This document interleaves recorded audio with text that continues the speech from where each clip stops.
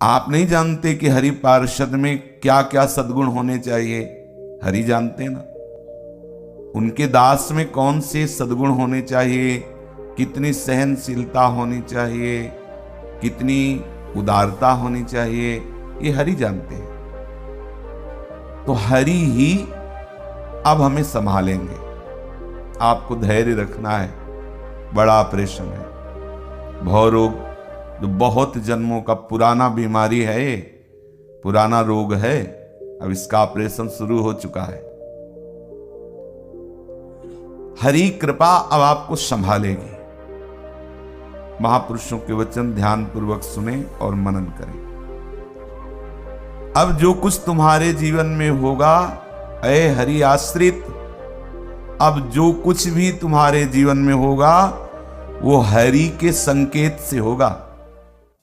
जो भी घटना घट रही है प्रभु संकेत कर रहे हैं। छेड़ो इसे अपमानित करो, इसे गाली दो, इसको घेरो, तिरस्कार करो इसका। अब किसी बाह्य सहयोग से नहीं, अंतर विवेक से बचो। बाह्य सहयोग साधक नहीं लेता, संसारी लेता है। साधक बाह्य सहयोग नहीं लेता। चार लोगों को इकट्ठा करना है साधक का लक्षण नहीं। साधक न किसी अस्त्र का बल रखता है, न किसी बाह्य जन का बल रखता है, न वो बुद्धि का बल रखता है। भगवद आश्रित, उसका बल भगवान है। और भगवान का आंतरिक स्वरूप है विवेक। वो विवेक बल से बच जाता है। ये सहना पड़ेगा, इसे समझ लीजिए। नहीं, भजन को संग्रह करना बहुत कठिन होता है। चाट जाते हैं बाहरी विषय, भजन की ऊर्जा शक्ति को ये ढक लेते हैं। इसलिए सावधान रहना बहुत कठिन है। हजारों लोग प्रणाम कर रहे हैं, इसको सह लेना तो सरल नजर आता है। जय हो हमारे भगवान ही सब। जब गाली कोई देता है तब जय हो प्रभु निकलेगा, निकलना चाहिए, वहां निकलना चाहिए। जब अपमानित कोई कर रहा हो, तिरस्कार कर रहा हो, तो आपको निकलना चाहिए जय हो प्रभु। ये हमारे साथ ऐसा प्रतिकूल व्यवहार क्यों कर रहा है? क्योंकि हरि ने उसको आपके पीछे लगाया है। यहां महापुरुषों के वचन है, ऐ हरि आश्रित, अब तुम्हारे जीवन में वही होगा जो हरि ने संकेत किया है। लगो इसके पीछे। धैर्य पूर्वक आपको बलवान बनना है। तास्तितिक्षस्व भारत, सहन करना है, हर बात सहन करना है। हरि पार्षद ब्रह्मा से भी श्रेष्ठ पद है। जिसे हरिदासत्व मिलता है वो ब्रह्मा के परमेष्ठी पद की भी आकांक्षा नहीं करता। ब्रह्मा भी इस पद को नमस्कार करते हैं, हरिदासत्व को।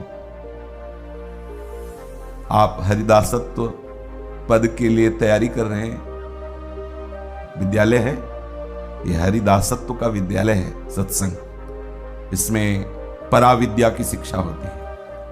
इसलिए धैर्य पूर्वक सहना होगा। यह शब्द याद रखो, सहन करना। सहनशील, आशय उदार, धीरज सहित विवेकी, साधु का लक्षण। तास्तितिक्षस्व भारत, तितिक्षवा, ये सबसे महिमा में लक्षण। सहनशील, टूटना नहीं। टूटता कौन है? जिसका मन और बुद्धि दोनों ने हाथ मिला लिए और बीच में विवेक काम नहीं कर रहा, वो टूट जाएगा।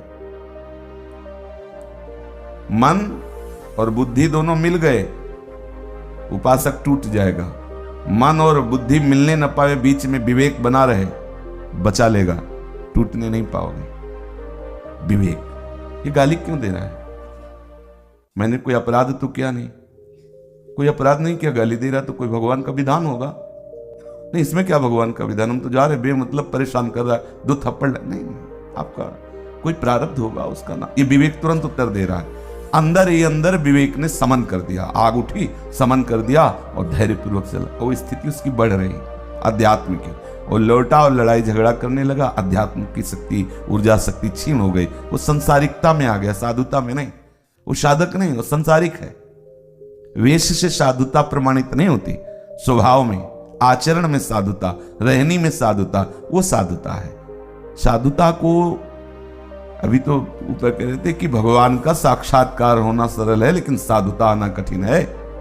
भगवान का साक्षात्कार चित्रकेतु किए तो, पर साधुता इतनी नहीं है। विमान में बैठकर परम वैष्णवाचार्य भगवान शंकर के सामने जाता है और कहता है कि एक साधारण गृहस्थ भी पत्नी से एकांत में प्रेम वार्तालाप करते हैं, आप अपनी जंघा पे बैठा ले, ये कौन सी आपकी सभ्यता है? क्या बोल रहे, कहां से बोल रहे? माता को सहन नहीं हुआ, बुद्धि की अधिष्ठात्र देवी है, साप दे दिया, असुर भाव को प्राप्त हो जा। भगवत साक्षात्कार किए हुए चित्रकेतु। साधुता आना बड़ा कठिन है। साधुता भगवान शंकर और भगवान हरि दोनों बड़ाई करते हैं साधुता की। उमा संत कई है बड़ाई, और प्रभु श्री राम तुम सरीखे संत प्रिय मोरे। क्या खास बात है तुम सरीखे में? कोई भी बाहरी वैष्णवता साधुता के विशेष चिन्ह थोड़ी विभीषण जी धारण किए हुए। राजमंत्री पद में प्रधानमंत्री, रावण के प्रधानमंत्री भी हैं और भ्राता भी हैं, तो राज परिवेश में है। कोई ऐसा नहीं कि भगवा वस्त्र धारण किए हुए हो या पीत वस्त्र या तुलसी माला आदि बहुत सी, सब साधुता कुछ नहीं है। स्वभाव में साधुता ठास ठास के भरी हुई है। सभा में लात मारा जाता है, कोई फर्क नहीं। कह रहे तुम भी तो सरिस भले ही मैं मारा, राम भजे हितनाथ तुम्हारा। सुन लिया और कह लिया। सभा में अभी खड़े हो, चल बाहर। चाहे जितना भाव हो, बाहर जाकर के यही आएगा कि डांटना ही था तो एकांत में डांट लेते, सबके सामने क्यों किया? इतना आ जाएगा, चाहे जितने श्रद्धावान हो इतना आ जाएगा कि अगर आपको महाराज डांटना ही था एकांत में, आप जूता मार लेते कमरा बंद करके, तो बाहर हम पूछ पाछ के निकलते हो। मान बचाना, मान। और सभा में मतलब आपने उतार दी आरती पूरी, तो मतलब मान। और हरिदासत्व में मान सबसे बड़ा बाधक है, मान। और इसका नाश केवल हरि के ही संकेत से होता है, दूसरा कोई उपाय नहीं। वही रचना रचते हैं। आप सबकी रची जाएगी, तैयार रहे ना। जैसे जैसे आपकी आध्यात्मिक उन्नति होगी तो रचना रची जाएगी। जितना आपका भजन बढ़ेगा उतनी प्रतिकूलता बगल में, क्योंकि प्रतिकूलता ही भजन को पचाती है, दूसरी कोई दवा नहीं। जैसे जैसे आपकी भक्ति रंग लाएगी तो उस रंग को पक्का करने के लिए आंच लगाई जाएगी, ताप प्रतिकूलता का। और जिनको लग रहा हो कि हमारा तो बढ़िया चल रहा है, खा पी रहे मस्त, कोई प्रतिकूलता नहीं, चल रहा है, अभी रंगा नहीं है, अभी रंग नहीं आया। जब रंग आए तो बताना कि प्रतिकूलता किसे कहते हैं, आपको नजर आएगी। तो हरि के संकेत से अब आपके जीवन में विधान रचना की जाएगी। देखना, प्रारब्ध नहीं है, प्रारब्ध नहीं है, उसकी मूलता नहीं है, ये उस व्यक्ति का व्यक्तित्व नहीं है, ये हरि का रचना किया हुआ विधान है जो हमारे साथ होगा। अब ये दिमाग में विवेक में बैठा लिए तभी आप बचोगे, नहीं आपके भजन करना, भजन बचाना, भजन पचाना ये बहुत कठिन है। भजन तो करते हैं कुछ ना कुछ, लेकिन भजन को हटाने में देर नहीं लगती माया को। उसके जो आध्यात्मिक पावर है, शक्ति है, उसको छीन करवा देती है। आप देखो, जब कोई अपमानित करे और उसको उससे ज्यादा हम अपमानित करें, फिर आप देखना एकांत में बैठकर क्या होता है, सब भजन गायब। देखना, देखा है, इसीलिए कह रहे, बस वही द्वेष, जलन, अशांति।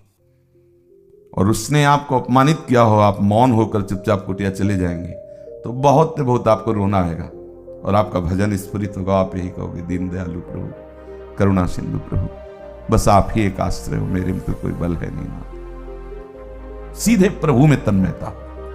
इसलिए बहुत सी ऐसी बातें हैं जो आपको लगेगा इतना बोलना तो आवश्यक ही था, नहीं, ठीक नहीं।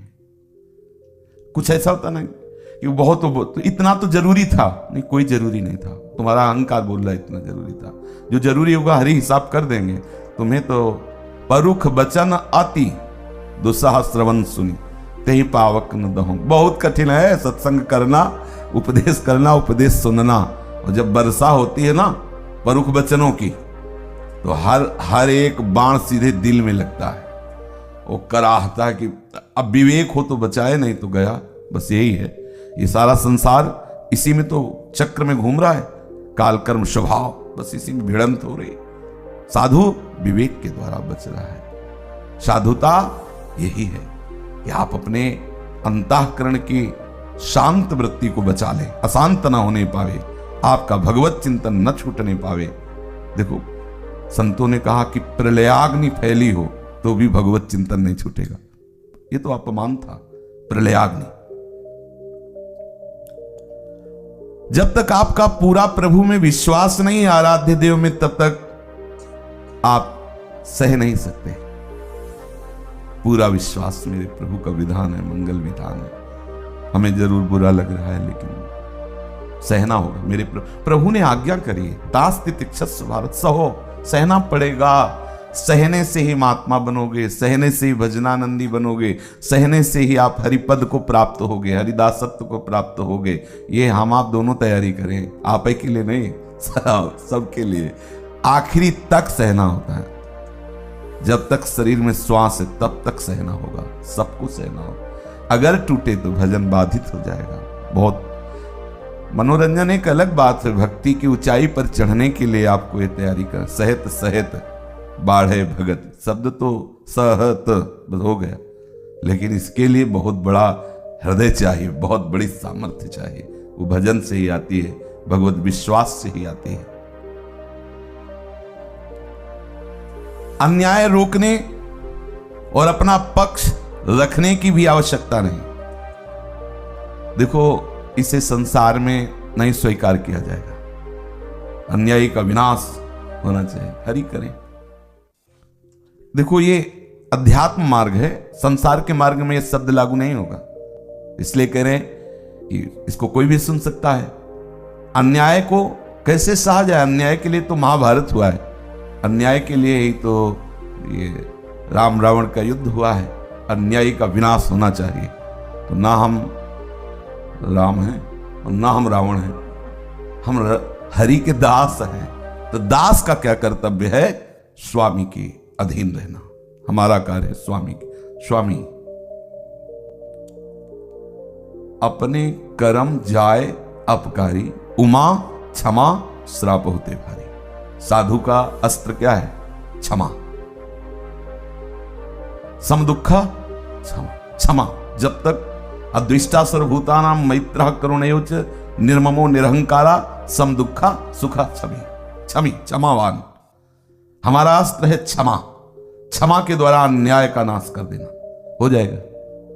क्षमा के द्वारा हो जाता है। जितने भी बड़े बड़े अत्याचारियों को महात्मा बनाया आचार्यों ने, प्रभु ने, जो भी, तो क्षमा के द्वारा बनाया। दंड के द्वारा कोई महात्मा नहीं बनता। कहीं भी आप प्रमाण बताना कि दंड के द्वारा कोई महापुरुष बना हो, क्षमा के द्वारा महापुरुष बना। उसका हृदय बार बार बलिहार होकर के बह गया उनकी आज्ञा में कि ओहो मैं इतना अपराधी, मुझे क्षमा कर। साधु का अस्त्र दंड नहीं है, क्षमा है। संसार इस क्षमा से परिचय नहीं जानता। ऐसा कैसा वो अन्याय करता चला जाए और हम चुप बैठे रहे, कुछ बोले ना, आप चुप हो जाओगे तो सिस्टम का लागू हो जाएगा। आप में कितनी सामर्थ्य, आप में इतनी सामर्थ्य, और जब सिस्टम लागू होगा तो पूरा संभाल लेगा। आगे का शब्द देखो, उमा क्षमा श्रापहुते भारी। आपने क्षमा किया, आपका अंतःकरण शीतल रहेगा, आपका भजन बच गया, और उसके लिए क्षमा क्या हुई? जाके श्राप से भी अधिक हो गई। श्राप में तो आपने सीमा रख दी कि इतना नाश होगा, लेकिन क्षमा, उमा क्षमा श्रापहुते भारी। साधु का, साधुता का सिद्धांत अलग है, उल्टा है संसार से। संसारिक शब्दों में इन भागवतिक शब्दों को न घसीटा जाए, भागवतिक शब्दों को संसारिक शब्दों में न घसीटा जाए। जैसे भागवतिक काम शब्द आता है तो प्रेम का स्वरूप है, संसार में प्रेम शब्द आता है तो काम का स्वरूप है। वो शब्द प्रयोग में कहां प्रयोग हो रहा, अध्यात्म में या संसार में? लोक संग्रहार्थी जो हैं वो ऐसा कह सकते हैं, लोक संग्रह कर नेता और बड़े बड़े धर्मोपदेष्टा कि अन्याय नहीं सहना, हल्ला बोल। लेकिन साधक उपासक चुप शांत सह गया। अब उसका ईश्वर, उसका मालिक करे। उनको विश्वास नहीं, उनको अपने पे है ये आगे बढ़ जाएगा, अन्याय करता नहीं कर पाएगा, उसकी सामर्थ्य नहीं। सब स्वतंत्र थोड़ी है, कोई स्वतंत्र नहीं। तो बोले अत्याचार उसका खेल है, 3 गुणों का खेल हो रहा है। अब उसको तुम नहीं जानते हो तो तुम मान रहे हो कि अगर इसे रोका नहीं जाएगा तो अत्याचार हो जाए। ईश्वर का संविधान है, वो आगे कर। एक साधु, अब बाबा की तो मुझ होती है, दाढ़ी होती, तो एक 13-14 वर्ष का लड़का था, उन्हें परेशान करने लगा। मुछाड़िया बस कुछ प्रसाद था दिया ऐसे। पीछे से एक ग्रामीण आया, उसने मुछाड़ उतरा, 2 थप्पड़ मार हो गया हिसाब। अब नहीं कहेगा मुछाड़िया, उसकी साधुता बची और उसका हिसाब उसने कर दिया। वो आ रहा है शासन करने वाला, किसी न किसी रूप में वो शासन कर लेगा। हम शासन करने वाले नहीं, हम तो उसके दास हैं। हमारा ये, हाँ, अगर इसमें आवेश करके वो कुछ करवा ले तो उसका खेल है, हमारा कहीं भी संकल्प नहीं है। अब वो आवेश पैदा कर दे, जैसे भगवान शंकराचार्य जी के शिष्य में वो नरसिंह आवेश हुआ, उठा पटक दिया, फाड़ दिया उसको कपाली। वो अलग, वो भागवती का आवेश है। साधुता में हमें ना तो कर्मयोगी, ना लोक संग्रही, ना कोई संभाविक उपदेष्टा पद कि भाई आप जगत के ऐसे, तो आप उपासक हैं, हरिदास हैं, आपको सहन करना है, उसके लिए प्रार्थना करनी है। अगर आपको लग रहा है कि बहुत अन्याय सामने हो रहा है तो ये 2 प्रार्थना करनी। एक करनी कि हमारी बुद्धि समझ पावे कि नाथ आपका ही ये सब रचना रचा हुआ विधान है, और दूसरी कि हे नाथ, इसकी बुद्धि को पवित्र करना, इसको कहीं किसी भी तरह से अहित ना होने पावे, इसका मंगल हो, नाथ आप ऐसा करें। दास का स्वरूप यही है, शरणागत दास। ये अलग है क्षेत्र, ये संसार क्षेत्र नहीं, ये नीति नहीं है, ये प्रीति का मार्ग है। सखा नीति तुम नीक विचारी, पर ममपन शरणागत भय हारी। हमें ध्यान देना, नीति में बांध ही राखो, ऐसा आदेश की नीति कह रही है कि हो सकता है भेद लेन पठवा 10 शीशा और राखी बांधी, ऐसा आदेश नीति कर रही। लेकिन प्रीति क्या कह रही? सखा नीति तुम नीक विचारी, पर ममपन शरणागत भय हारी। उभय भात ते हारो, दोनों स्थिति में लाओ उसे।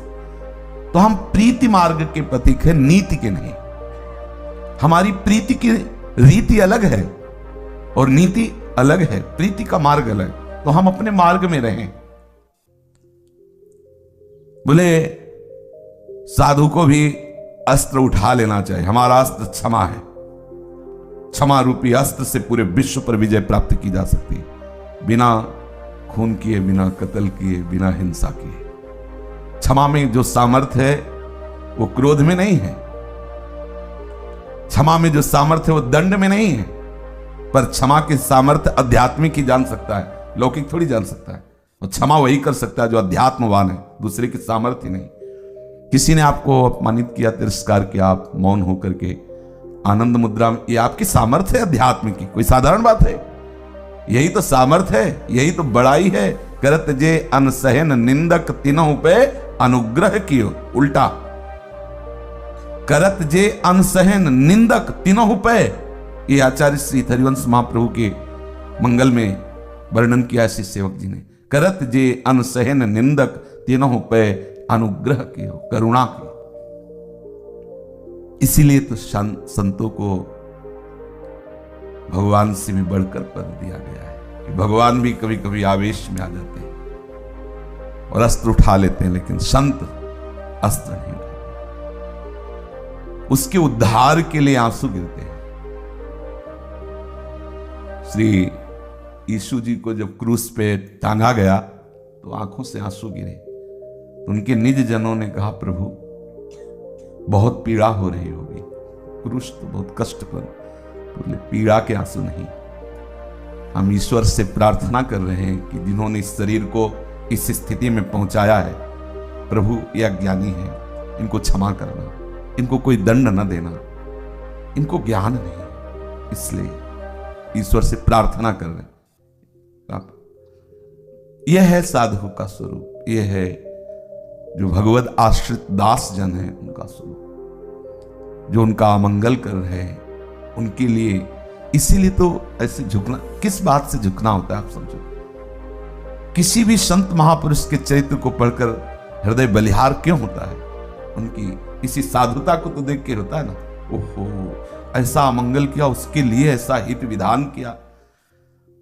अपने को चलना इसी मार्ग में है, अपना मार्ग यह है, समझना होगा इसमें।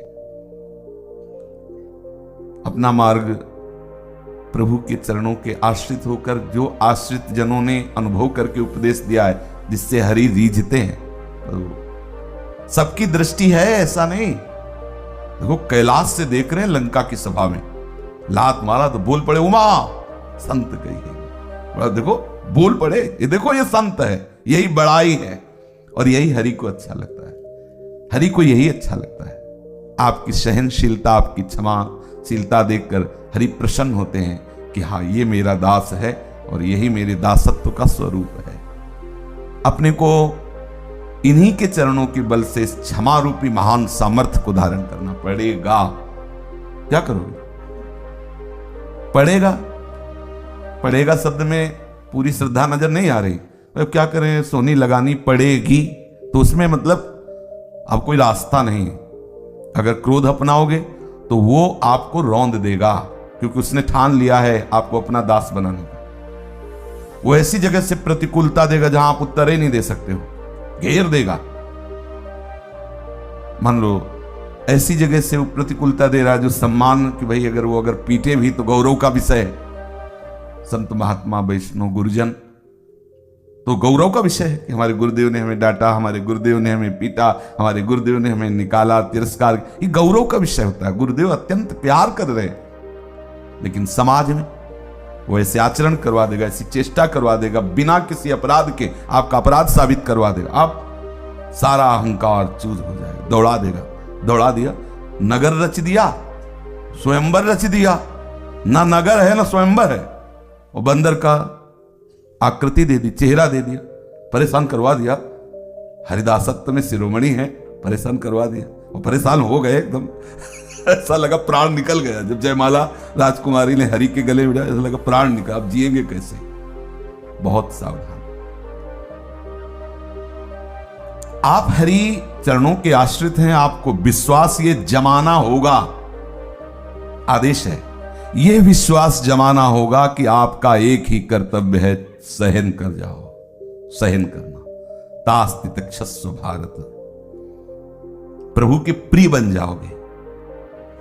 अब यह है प्रीता की बात भाई, बहुत, इसीलिए धीरे से बोले कि बहुत जोर का, ये पीड़ा का विषय होता है। जन्म जन्मांतरों से हम गौरव, गर्व, मद, इनसे जीवित हैं, इन्हीं से जीवित हैं। और इसी को संतों ने कहा, गौरव घोर रौरव, मानम सुरापानम, त्यागो इसको, प्रतिष्ठा सुकरी विष्ठा, यह है संत भाषा।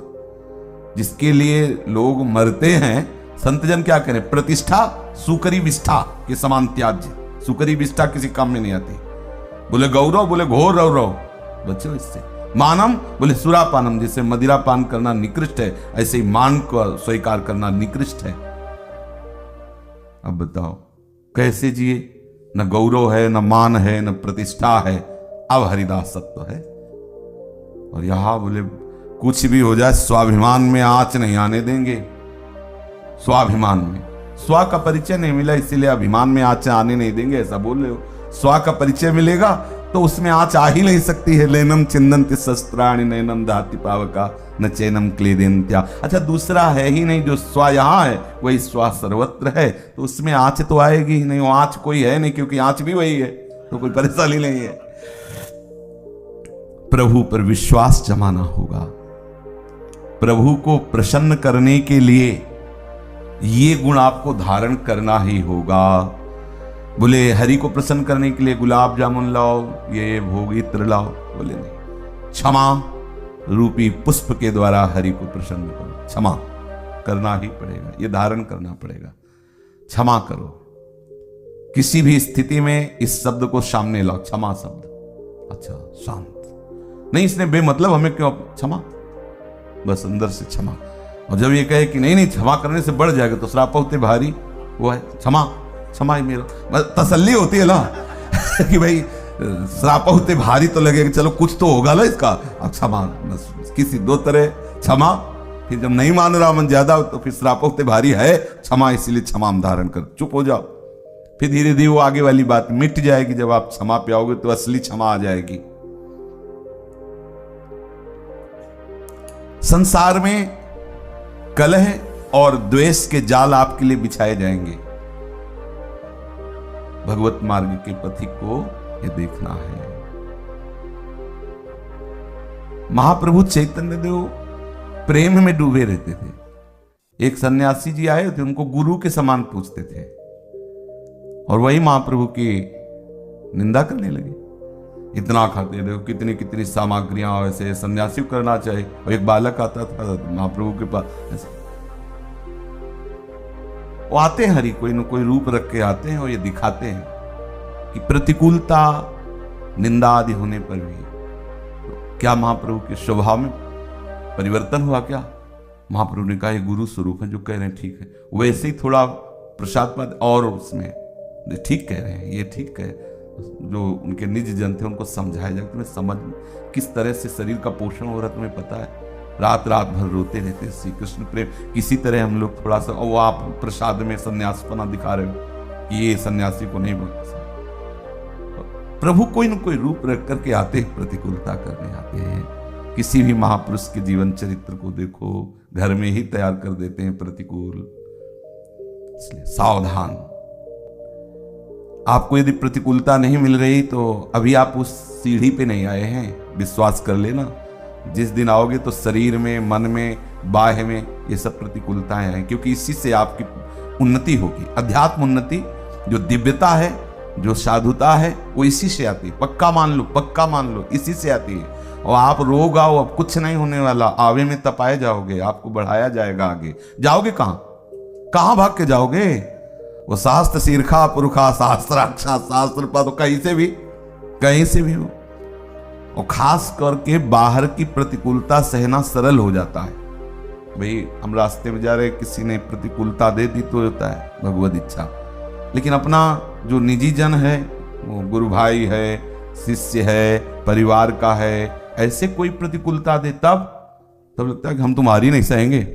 बाहर की सबसे तुम्हारी नहीं सह सकते, तो वहीं सहना होगा, तुम्हें वही सहना होगा। और सबके सह सकते, इसकी दो कौड़ी का आदमी, इसकी सहेंगे हम। नीचा अपमानम सुधा, शास्त्र कह रहा है नीचा अपमानम सुधा, अब सहो। ये है कठिन बातें। तो सत्संग में क्या, जिससे ढोलक हारमोनियम बजी और गान बजान और नाच कूद, बहुत बढ़िया सत्संग। ये सत्संग को पचाओ तो आप सत्य में स्थित हो जाओगे। ये है बहुत कठिन बात, बहुत कठिन है। मान रूपी जहर को उतारने के लिए प्रतिकूलता अपमान रूपी अमृत प्रभु देते हैं। अब इस अमृत को हम जहर मानते हैं, जहर को अमृत मानते हैं, तो बुद्धि हमारी खराब है। अब हमारी बुद्धि शुद्ध हो तब इस मार्ग में हम आगे बढ़े। इसलिए तुम बढ़ नहीं पा रहे, हमारा भजन रंग नहीं ला रहा। नहीं, सच्ची मानिए, प्रतिपल नवीन उत्साह, नवीन आनंद वर्धन होता है। ये भगवत मार्ग है। थोड़ा प्रकृति के राज्य से ऊपर उठिए, अध्यात्म स्थिति में आए, फिर देखिए कैसा आनंद। तो इसी ये सब उठने के लिए ही तो कहा जा रहा है, अरजिए मत कहीं। संसार में कलह और द्वेष के जाल फैलाए जाएंगे। आपको प्रेम के बदले में इस कलह और द्वेष का समन करना होगा, प्रेम देना होगा। आपसे कलह कर रहा है, द्वेष कर रहा है, आपको क्या देना है? प्रेम, आदर देना। इस कलह और द्वेष को मिटाना होगा प्रेम के द्वारा। पूज्यपाद सिवड़िया बाबा जी महाराज ने कहा कि जो तुमसे द्वेष करे, जो तुमसे ना बोले, उसे अपनी तरफ से बोलो और प्रणाम करो। वो जा रहा है, राधे श्याम, सिया जी, सिया। अब फिर दूसरे दिन जब मिले, तब जब मिले, सिया जी, सिया। आपको यही करना होगा जब तक वो द्वेष आपसे रखता है। धीरे धीरे उसका द्वेष समन नहीं होगा तो आगे आप कहो श्री हरिवंश से, आगे उसका हिसाब हो जाएगा पक्का। हमने देखा है, वो आप बचिए, वो आगे वो हरि है, वो अपने आप संभाल ले, वो सबको शासन कर। इसीलिए उसको ईश्वर कहते हैं। हमारे प्रभु का एक नाम ईश्वर है, सब पर शासन करने का। आपको बचाव करना है। अपनी तरफ से मानसिक प्रणाम करते हुए श्री हरिवंश राधे श्याम। अपनी तरफ से द्वेष की कोई चेष्टा आपसे नहीं, कलह की कोई चेष्टा